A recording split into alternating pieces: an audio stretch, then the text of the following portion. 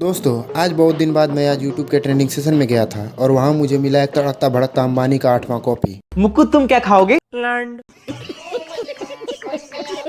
वही मेरा favourite Scooby pasta. अरे क्या बोला? इसकी बिडू बिडू लौड़ा पास्ता। सॉरी सर, ये हमारे पास अवेलेबल नहीं है, लेकिन आप बोलोगे तो हम बना देंगे, बस उसका एक्स्ट्रा कॉस्ट लगेगा। अरे यार, इसके लिए एक्स्ट्रा कॉस्ट लेने की क्या जरूरत है? लगा पास्ता और डाल दे मुंह में।